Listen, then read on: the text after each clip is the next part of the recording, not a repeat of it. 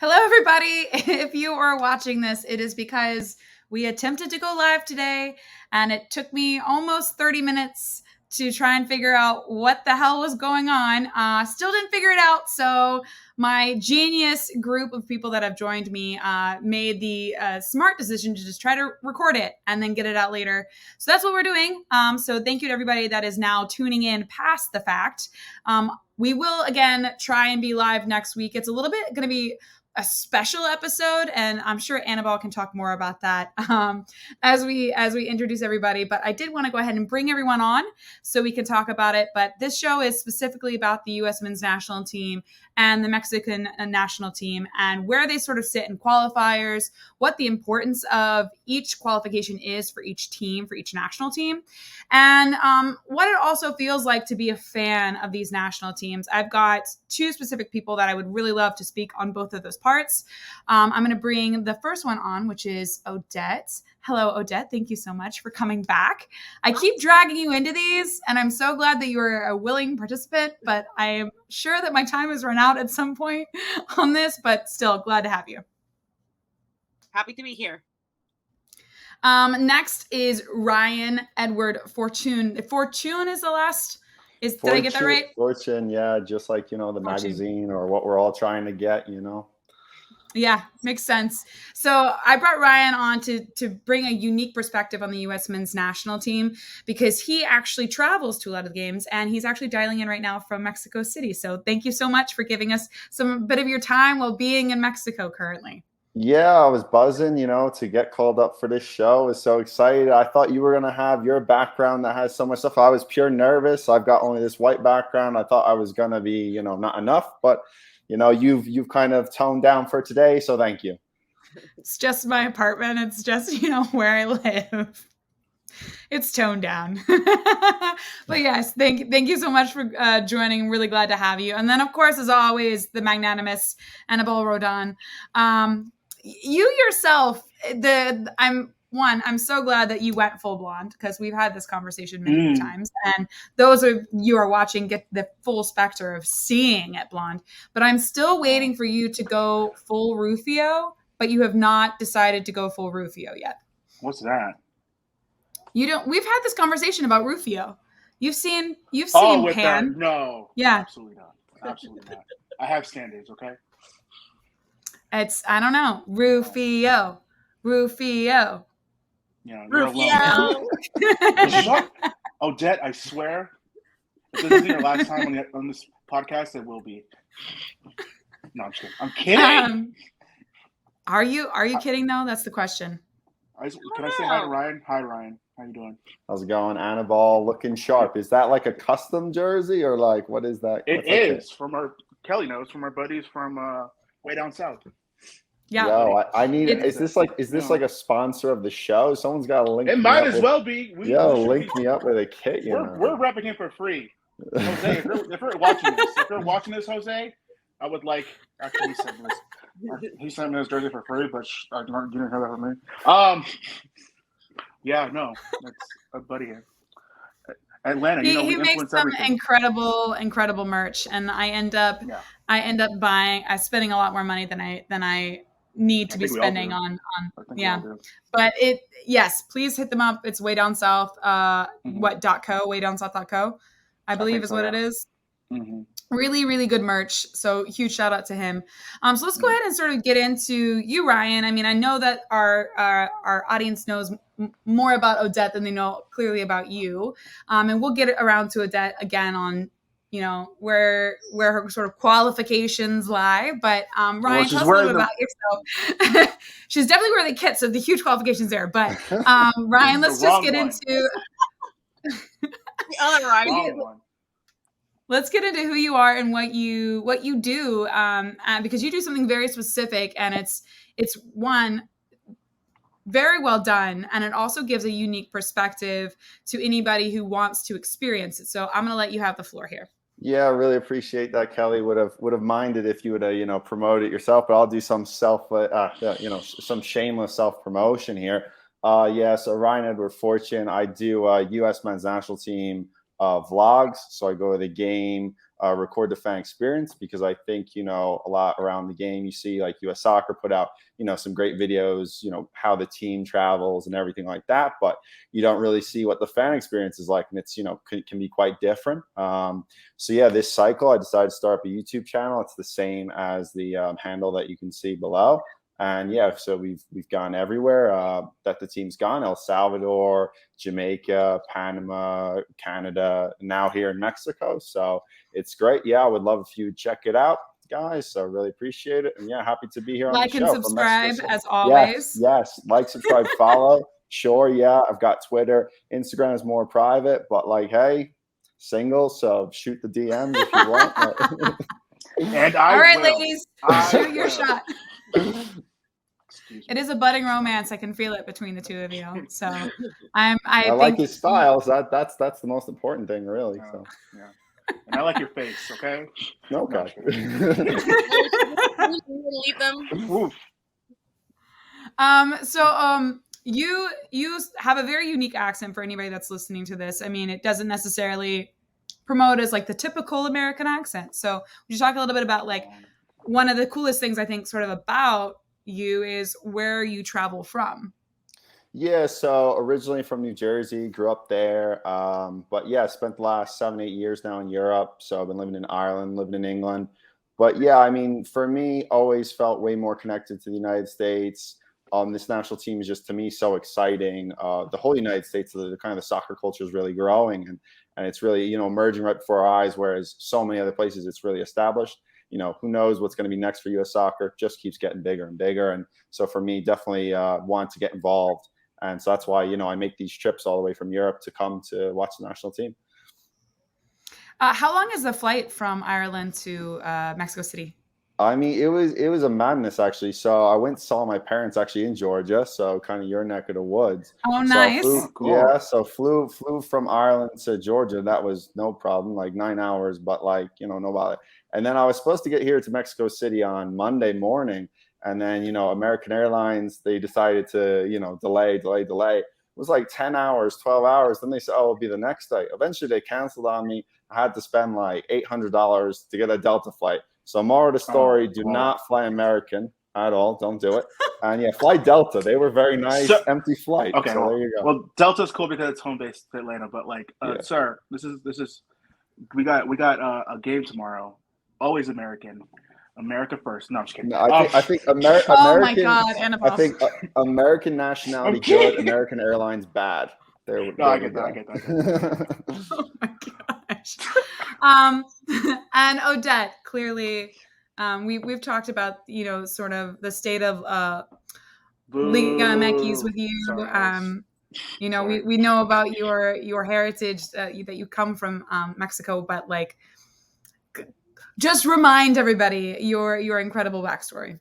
Yeah. So born and raised in Mexico. My dad is a huge soccer fan. I mean, huge. And where we're from, funnily enough, the sport is baseball. I mean, soccer has actually grown more back home. But my dad, from the beginning, he was one of like the few ones that loved soccer back then.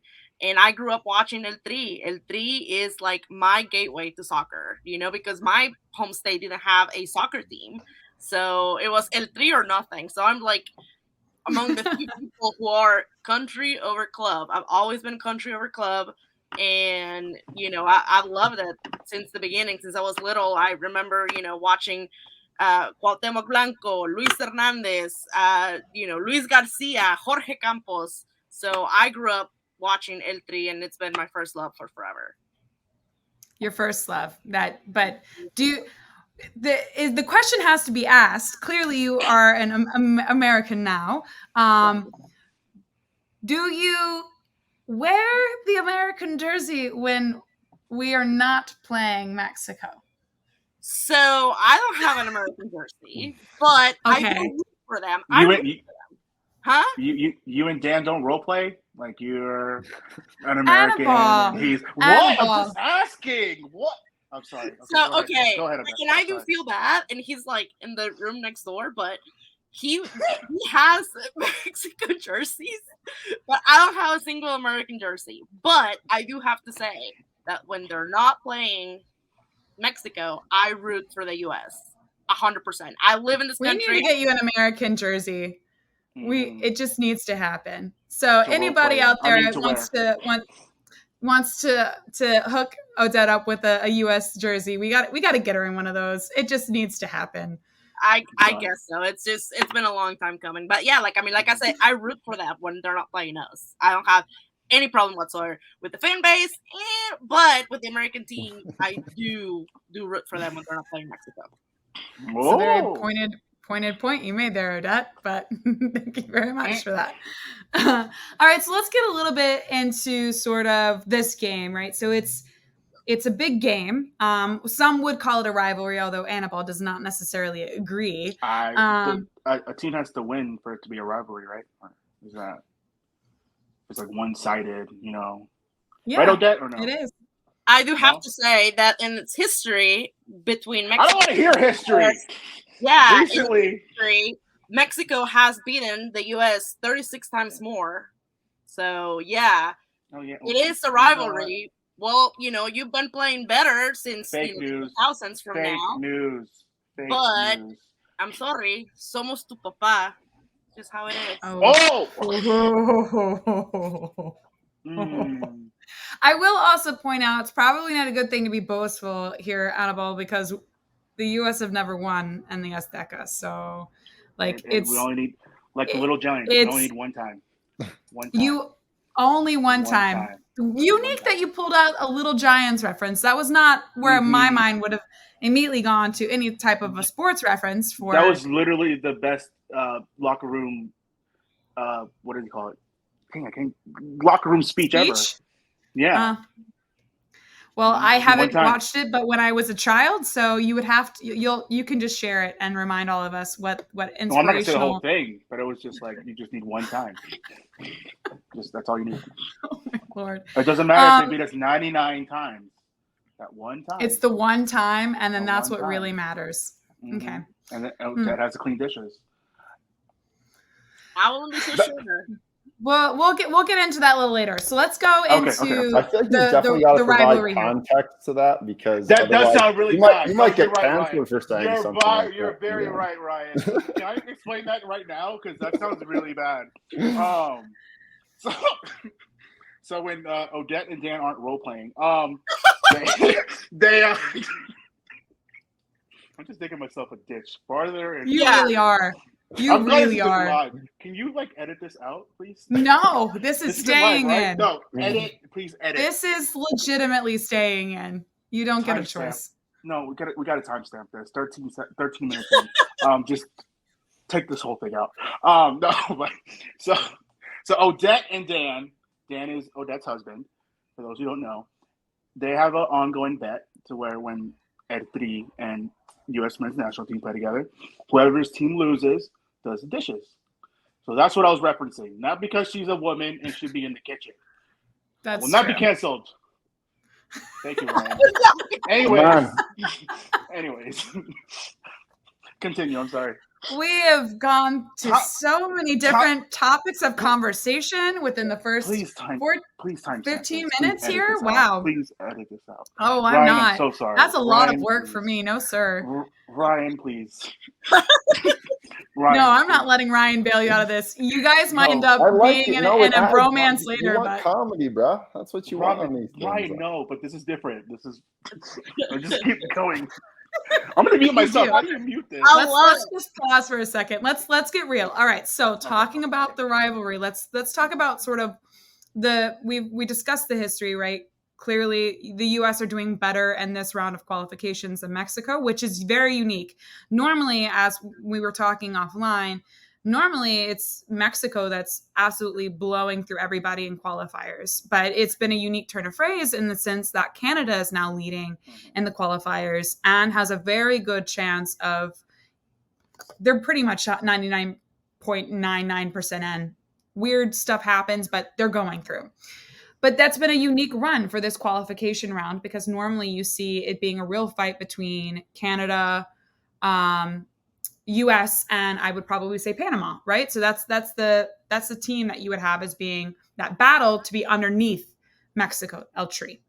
But this is a harder qualification round for Mexico than you've ever seen, Odette. What is your feeling about how this qualification round has gone, and then what this game at the Azteca means to you as a fan, knowing sort of what's on the line for the Mexican national team? It means everything.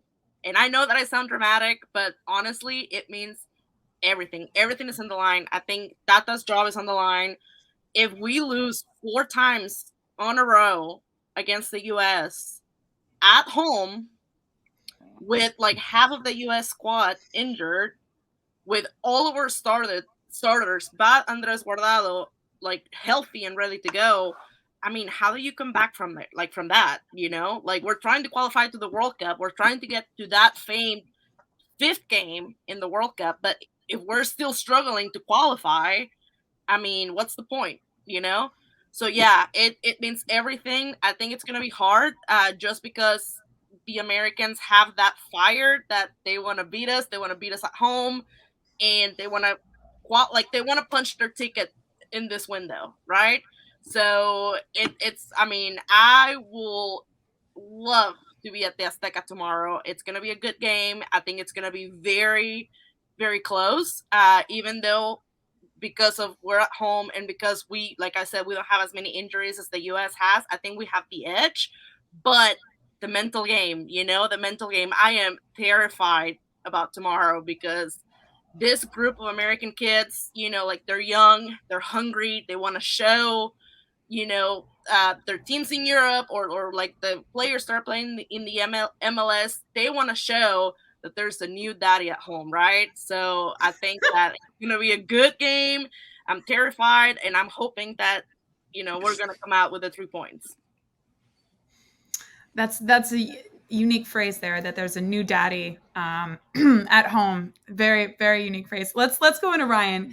The U.S. have been performing really well. Clearly, they've beat Mexico a bunch this year, and it's been a sort of a unique year in that, and that this is a new group, a new crop of, yes, 3 times Anibal, for the people who are on podcasting can't see the fingers.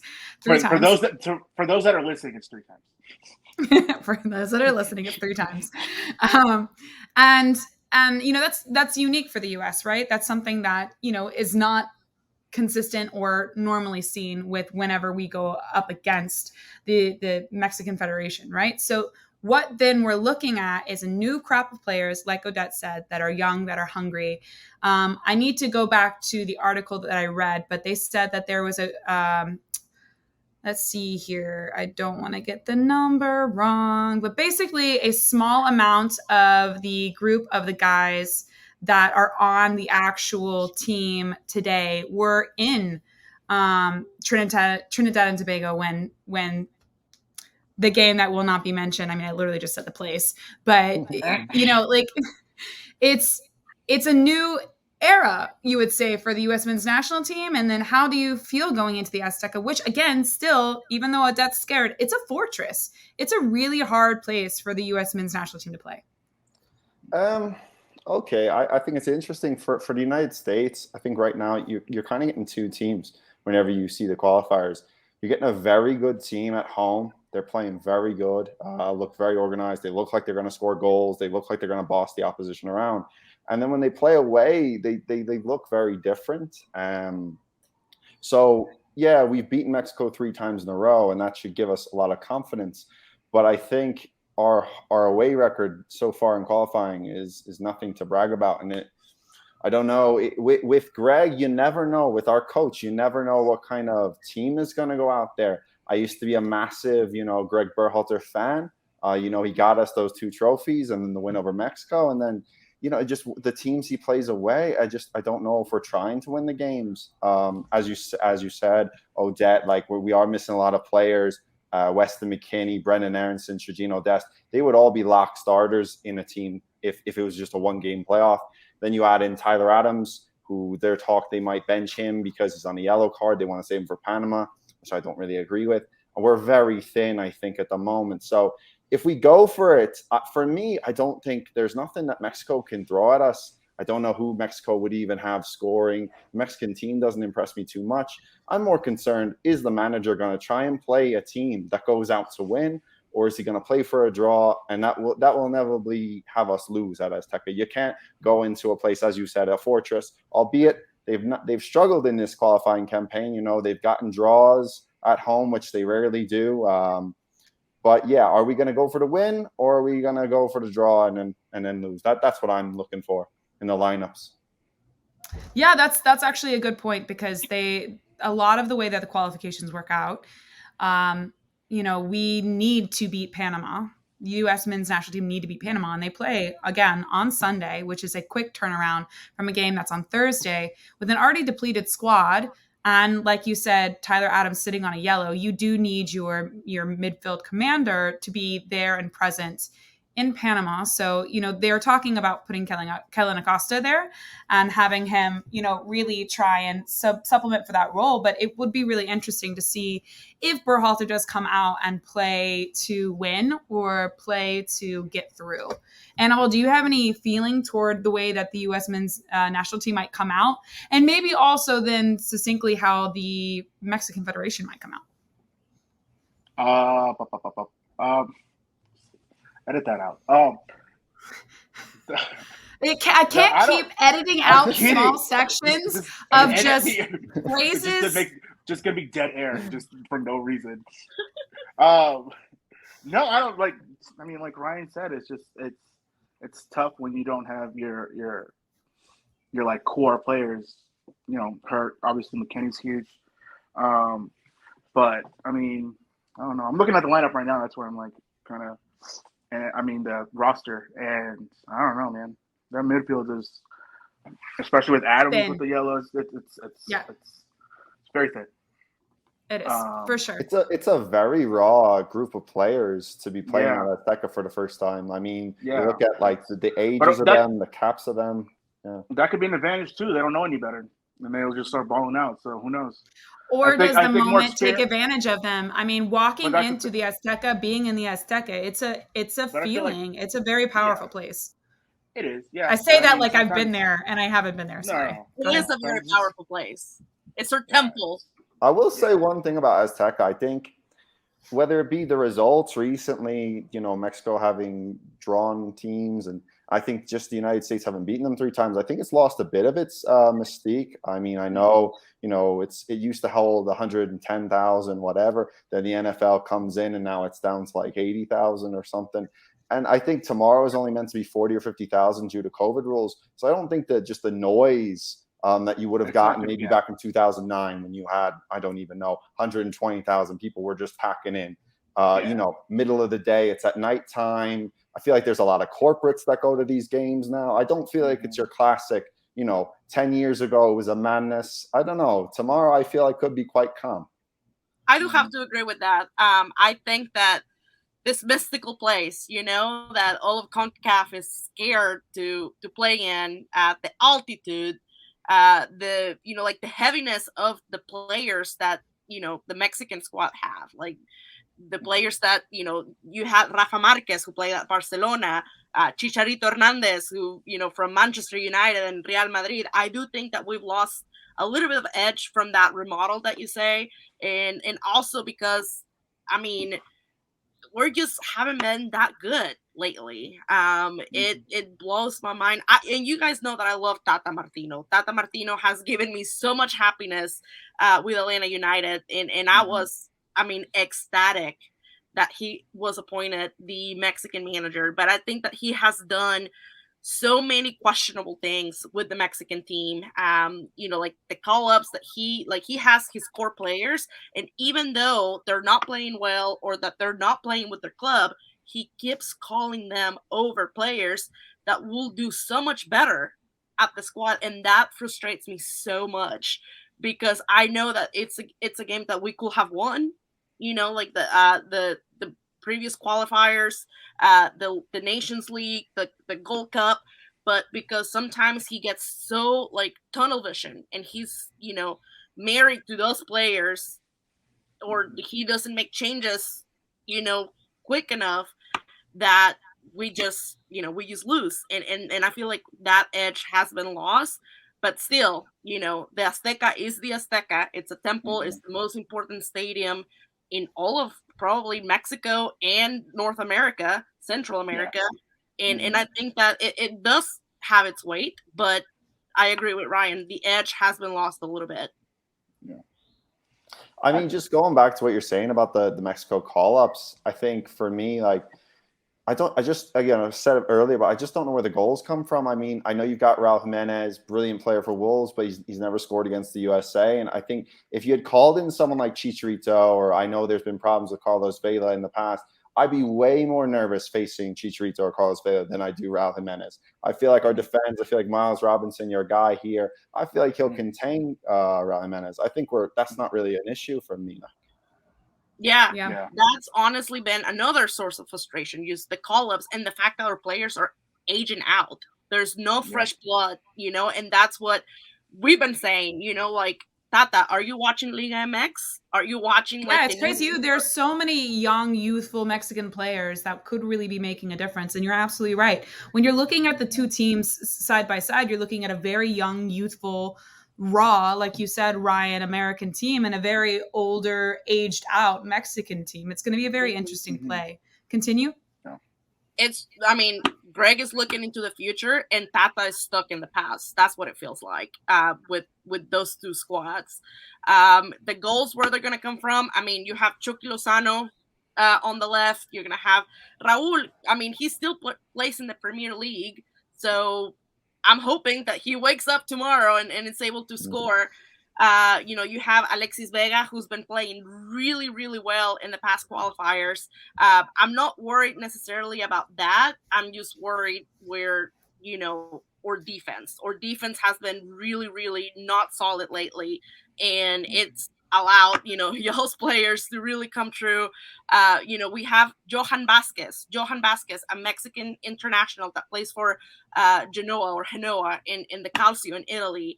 He got named to the squad in Italy this past week, right?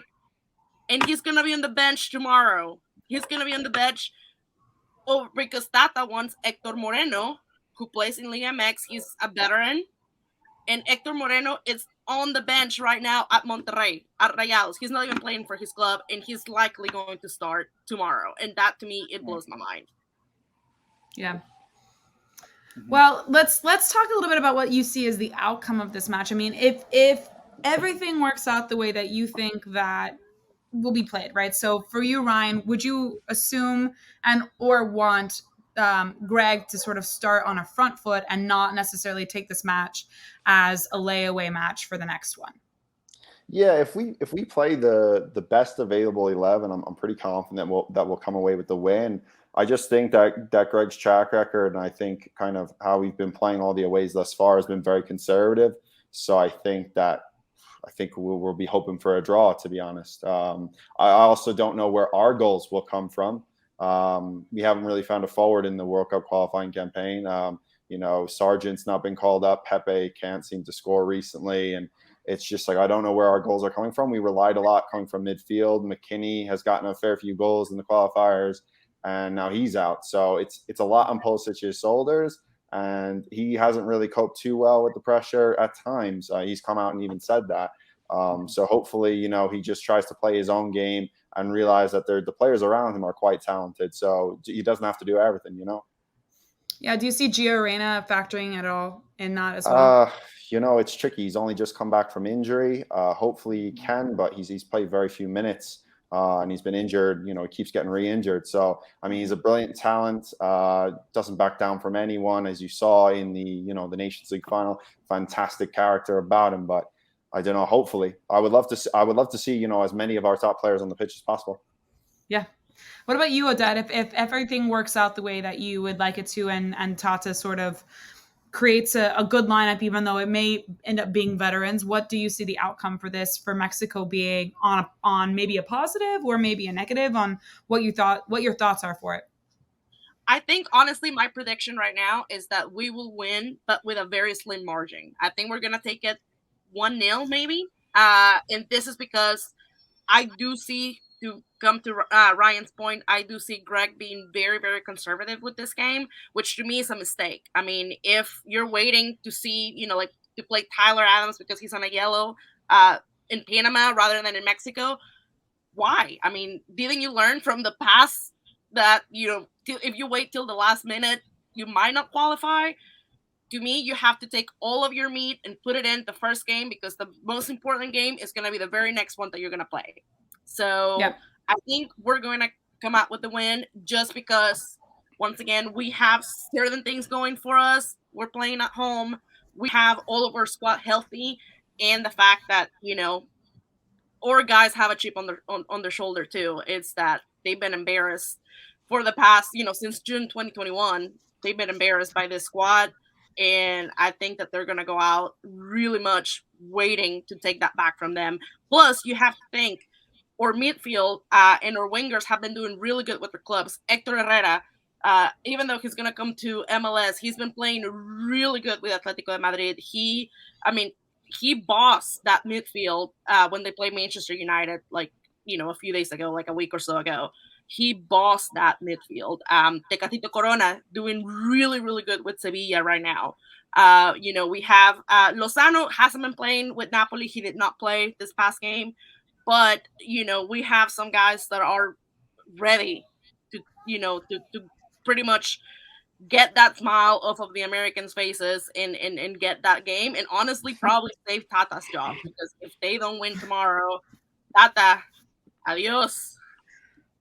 So I don't like hearing that, because clearly I have the same sentiments to Tata as you do. And I am a little shocked that he hasn't been able to sort of whip that team into something that is workable, because I do think a lot of the ways that he prefers to play in organized teams is, even though it's fun to watch, there is some organizational defense there, but I haven't really seen much of that with Mexico. It's been very unique.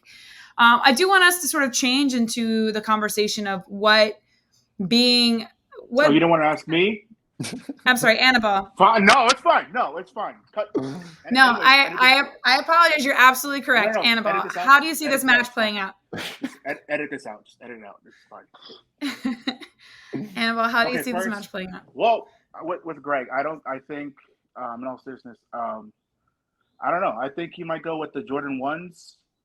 Red, white, and blue, or maybe some dunks. Something Nike, because you got to stay in the brand. Oh, we're talking about the game, not his fit. Oh, my bad. Yeah, I don't know. Whatever Ryan said. Oh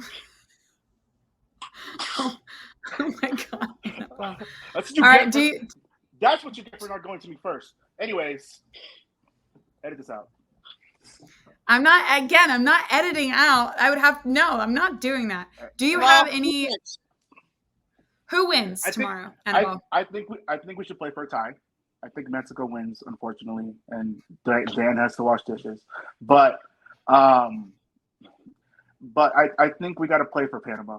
I think we got to play for Panama and Costa Rica, because that's how we qualify. Well, Costa Rica is also it's a unique way that it's being played out. The game against Mexico starts at 10 o'clock tomorrow night, and then at 10:05, Canada versus Costa Rica starts, and that's an incredibly important game, because if Canada wins that, then our statistical advantage to go through is much, much higher. So I will also be sort of keeping an eye on that match, because that's going to be crucial to sort of the percentage changes of us getting through to World Cup on this qualification round. But I'm sort of with both of you. I do think the U.S. are going to play for the draw. I'd love to say that Greg's going to go for it. I just don't think he has. And I also think Tyler Adams is too crucial to actually be put into the starting lineup. He may come on as a sub at some point, but I don't think Greg risks him getting another yellow and us not getting him in Panama. And, again, I don't think the Mexican national team are dangerous. They've always been dangerous. Maybe it's a stealthy dangerous right now. Again, I think Ryan, I don't know who's going to score your goals, but I do see it being just a close match. It might end up honestly being like a 2-1. I do see the U.S. getting a goal at some point, but I do think it's going to end up being like a 2-1, a close game, but close but entertaining. Both sides have a lot to fight for, so it'll be really interesting to watch. So I do want us to transfer to sort of what it means to be a fan of the national team and what it means to you. Ryan, I do want to start with you. So you born and raised in New Jersey, and then you moved to Ireland, which I don't think we ever asked. What are you necessarily doing in Ireland? Yeah, so up until recently, I was working in like social media, but I quit that because I was like, yo, U.S. men's national team for life, you know what I'm saying? So here we are. Nice. Okay. But what does it mean to you to sort of travel to these games? I mean, you put a lot of effort and a lot of time to going to international countries and watching this team and wearing that jersey on your back and rooting for that team in and out. So what does that mean to you to sort of travel with the team in that regard? I mean, yeah, for me, I love it. I think internationals are the ultimate. I know, yeah, as we kind of loosely talked about earlier, like, you know, a lot of people have this kind of club over country narrative, which I never quite really understood. I mean, growing up in New Jersey, I've kind of always been a fan of the Red Bulls, great little organization there. But yeah, never really got super connected to them. In the Premier League, I love Tottenham Hotspur. They're fantastic. But I mean, it's always going to be country over club, because I think you just look nowadays and with the internationals, it's such an even playing field. With clubs, it's like, you know, there's the Champions League and there's maybe the top 5 leagues in Europe, and it seems like everyone's kind of, you know, they're in it for the money. You know, a lot of players, where's the desire? But you get these international games, everyone's putting it out. They're leaving everything on the line. It's just pure passion, not about money. You know, at Tottenham Hotspur, one of the mottos is, you know, the game is about glory. I think, you know, maybe that's lost its way a bit in the club game, but internationals, you get it every time, and it's so authentic. It's brilliant. For you, Odette, what does it mean? You know, you were born and raised in Mexico, so you, same as Ryan, you wear the national team not only in your heart but also on your back. I know that you've been to some international Mexican games, but like, what does it mean for you to represent L3 and this? And I'll bring this back to also Ryan for this question. And Annabelle, I do want you to participate for Colombia, but No, it's fine. Okay, go ahead. Like, where do you sit in your love for the team now that L3 is in a little bit of jeopardy? Honestly, when it comes to support, you support when they're doing fantastic, when they're doing middle of the road, and when they are like rock bottom. I've never been one like, well, I'm just gonna support when they're winning. No, like when you support, you're with them 100% of the time, no matter what's going on. Yeah, I mean, honestly, being an immigrant, a first generation immigrant, I am so connected to this thing because it's something that brings me a little bit of home, you know, like, and I'm like, oh my God, do I have tissues here? But, you know, being Mexican American, living in the South, you know, being part of a community that sometimes, well, not really sometimes, but a lot of the times it gets so like maligned, you know, and truly this team brings us so much happiness. It keeps us connected to our culture. It keeps us connected to our roots. You know, like whenever there is a game, no matter if it's a friendly, no matter if it's the World Cup, we're going to have a carne asada at home and we're going to invite everyone and we're going to have so much fun. You know, when we, in the 2018 World Cup, when, you know, we were thinking that it was actually Father's Day and we were thinking that Germany was going to obliterate us. I mean, we were. Oh my God, that game. Oh my God. I like, I'm honestly, like, I'm getting goosebumps right now. Like, I remember, you know, like watching that game thinking, you know what, like, at least it's Father's Day. Like, the whole family's going to get together. We're going to eat good. We're going to have fun no matter what. We still have, like, seriously, mentally preparing. Like, and one thing, I mean, when it's World Cup, like the day before Mexico's going to play, I don't sleep. Like, I am that nervous. Like, the day before my wedding, slept like a baby. But the day before Mexico, but the day before Mexico, it's a hard hit for Dan. I mean, it is what it is. But the day before Mexico's gonna play in an important game. I'm sorry. Let it be the World Cup. Let it be maybe tomorrow. I just cannot sleep because I'm that nervous. I'm nervous. I am just feeling like, oh my God, what are they gonna do? Are we gonna lose? Are we gonna win? But yeah, this particular game, I was already like sleepless. You know, like it was during Father's Day, and it was gonna be like against the current champions. So we were just like, Jesus Christ, what are we going to do? And we end up winning. And I remember we scored the goal and I almost passed out because I got lightheaded. And then the final whistle, oh my God, like I bawled, like I've never cried that hard after a game or during a game. Like I like or your wedding. Or at my wedding. Or your wedding. Yeah, or your wedding. Yeah. Sorry, man. Yeah, I It's just, okay, Dan. We'll edit this out. Well, I edit this out. Edit this out, Kelly. It's all right. But yeah, it means everything to us. It keeps us to our, close to our culture. It brings us a little bit of home. It brings family pride, carne asada, cerveza, friends. It's just, I mean, I cannot explain it. It's just everything. So, Annabelle, go ahead with Colombia. I mean, you're clearly not wearing a Colombia national team kit right now. How dare you? I can. You can go change, but no, I could actually. It's right over there. I thought about it, but we're trying to get sponsors, so let's calm down. I'm kidding. No, yeah. Like growing up in a Colombian household, like just soccer is like the second you're born, you get it in your hand. Like it's part of life. Like with Odette, like it's just, and the Latin culture is just like that's our sport. Like no matter what, that and maybe like baseball, but other than that, it's like just soccer, and like I was too little to really enjoy like Colombia's like heyday, where like Carlos Banderama, like that whole team.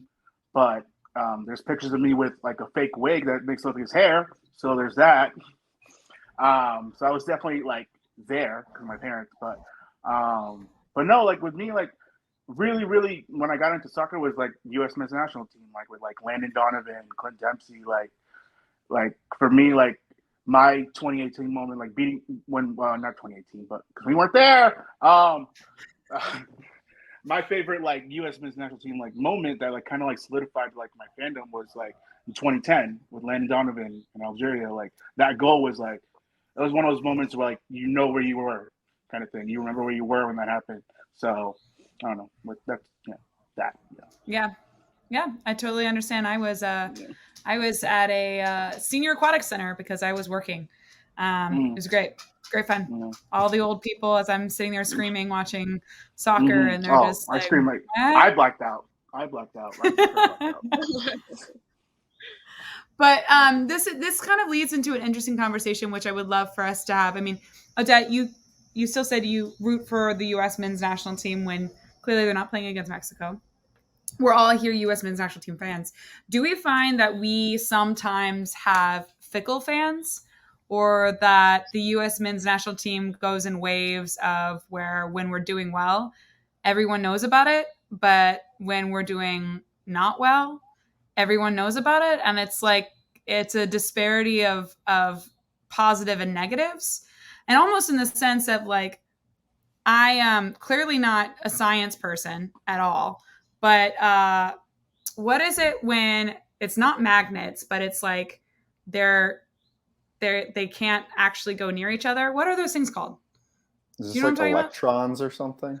Like so it's I don't know science. Yeah, like it's there are magnets that will stick to each other, and then there are magnets that will not. Like there's like you can actually try and push them together, and there's like somebody's going to listen to this or watch this and be like, "You're an idiot." It's that, right? So it's like opposing forces. And it's like the U.S. men's national team sits on this line or a seesaw, and it's always teetering on whether it's like it's positive upswing or it's negative upswing, which is kind of crazy because you listen to Odette and she's like, no matter what, I'm with this team. And I feel like there are a lot of U.S. men's national team fans that are like that, but there's also a lot of U.S. men's national team fans that are like, oh, we lost. We're going to not make this World Cup round. Why are we even trying? Like soccer's stupid. But then the minute we're winning, they're like, this is the most amazing thing ever. Get me a jersey, buy me some beer. That's why it was a big deal that we didn't qualify. Because it's very, like you said, like it's very up and down the fandom, where like the peak of U.S. men's national team fandom is the World Cup. Like when most people watch the team is the World Cup. And if you don't play in the biggest tournament in the world, then no one's going to pay attention to you. Like, and like with Mexico and like other South American countries, everyone's paying attention all the time. But here in the States, there's so much going on that like if you're not playing in the big tournaments, then no one cares. It sucks to say, but that's why in 2018 when we didn't make it, it was embarrassing. Like you didn't even want to say you were a U.S. men's national team, or you always wanted to be like, oh, I didn't care anyways, because it's because it hurt. It was painful. Yeah, it hurt. Yeah, but it's also like if you look at our region, it's like why didn't you? We're such a big country compared to like a Trinidad and Tobago, like just match wise, like why aren't we being successful when we should have the resources, we should have this and that. So I don't know. Yeah. Ryan, what are your feelings towards it? I mean, ultimately for me, the people that are very negative towards the U.S. national team, especially, having not made the World Cup, or, there's a lot of media negativity towards it. For me, I feel like the people that just follow the U.S. national team when it gets to a World Cup, it's almost like, you just saw the Super Bowl and you're like, oh, that's my favorite team. Like right. you gotta follow the journey. You gotta be there through all of it. So I don't really consider too many the opinions of people that just watch the World Cup. But it is difficult because I think a lot of, at least the media tries to get reactions out of people. I don't know how many people can get too negative. If you're an informed fan, I think the kind of the obstacles that the U.S. face. It's not the most popular sport by any means. It didn't have a professional league up until 20 years ago. I mean, just a lot of these hurdles, I think what the U.S. is doing right now is brilliant. They brought in a new group of players. And I think that, it's only going up. So there's really no need to be negative. Like with a young group, you're always going to have setbacks. Like if they, for some reason they lose the next couple of games, I wouldn't get too carried away because this team is only going up, I think, in the long term. Yeah, for sure. So let's go ahead and wrap this out. And I'd love to get you guys' feedbacks. U.S. men's national team, Eltree. Let's start with Eltree because Odette, you said it's 3-1 and it's not. But do you think Mexico makes it through to the World Cup? Yes. I think we will. I think after the U.S., we are going to have a very easy window. And I hate to say easy window because I really do not want to minimize any rival. But we will have an easier time, honestly, than the U.S. This window. I think that the U.S. also will qualify alongside Canada. And I think Panama will go to the playoff spot. But, I mean, it's going to be tough.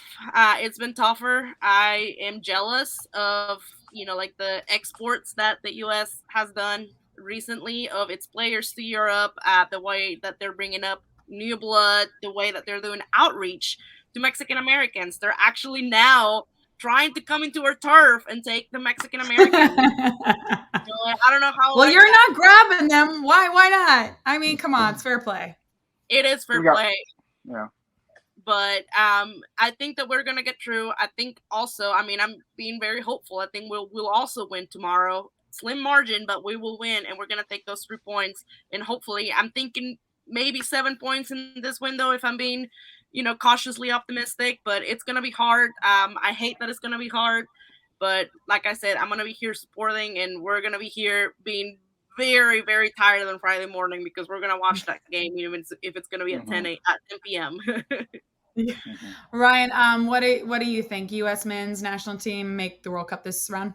Yeah, I think national team definitely qualifies. I think Mexico definitely qualifies. I think just the results, even if the U.S. struggles a bit in these next few games, Costa Rica and Panama would have a very hard time jumping us. So I'm quite comfortable with us qualifying and, hopefully then getting on to the World Cup and doing some big things.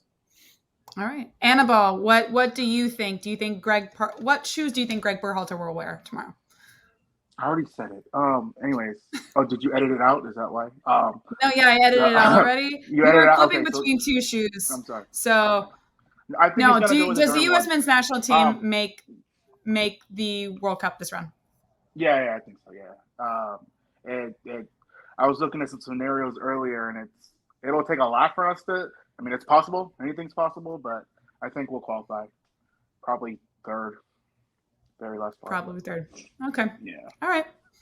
All right. Well, Any last lingering words? Oh, she had to flip the hat around. Oh, is that why it was backwards? Boo. Yes. Well, joke's on you. No, I'm just kidding. Any last words on the match for tomorrow? I know, again, like it's a big game for both of these teams. They're sitting on some very unique ground. With the U.S. being youthful and a lot of the team being injured, but still having a good shot going into the door at Azteca, and then El Tri, being a little off of their kilter. I mean, any last words for the game tomorrow? And then also, I'm gonna do it person by person and let you guys sort of funnel out. But I would also love for you guys to say where people can find you, because I think that's also important. If you want to continue to ask these questions or to reach out and say that you love the show, I would love that you could reach out to them and tell them that, because they gave me their time and dealt with me with a really stupid recording window, which, again, sorry that this was not live. I would have loved to have done this live. I was going to list some watch parties, which I'll just end up doing or retweeting it. But I think we didn't get into the watch party thing. We don't need to get into the watch party thing now. Can we talk about that, though? Would you like to say something about it? I mean, no, we can stop. No. I think I feel like the main character in that story got dragged by enough people in the country and or the world on online, so we could leave it at that. I think the point of anything that happens on Twitter is what you generally, as the group, take out of it, which is that everyone's welcome to watch anywhere they want to watch and with whoever they want to watch with. And I think that that's 100%. Important. 100%. So let's start. Odette, I'll let you lead out. Any last sentiments about this game upcoming tomorrow, and where can people find you? Well, Odette Stone 07, Twitter, Instagram. Usually tweeting about soccer or Instagramming about soccer. But talking about Twitter, what I do not want to see, that's one thing that I do not want to see any xenophobia or racism in tweets. It's a game, yes. It's a rivalry, yes. But do not bring politics, do not bring, racism into it. We're neighbors, we're allies. We have family members, friends that are either Mexican-American, Mexican, El Tri supporters, or, it's just a game at the end of the day. It's important, yes, but I hate, every single time without fail, I hate reading tweets that are just inappropriate and are hurtful. I mean, absolutely hurtful. So I do want to watch that. I want to watch a good game. I want to see the passion in the players. I want to see the passion in the tweets, because you can be passionate without being an asshole. So that's what I want to see. I want to see a clean game, a passionate game, and I want to see people on Twitter being civil. Maybe too much to ask, but that's what I want to see. That's just that's snaps right there. You can be passionate without being an asshole. Yes. Speak it in the truth. I'm gonna get that tatted on the back of over my butt. Near your asshole? Is that what you're saying? Yeah. This has been a very. Don't be. Oh gosh. No. So it's gonna be on one cheek. Don't be, and then the middle. It's gonna be applied, and then exclamation point in their cheek. So don't be a blank. Okay. So it's pretty self-explanatory. You get it? You get it? Do you get the tattoo?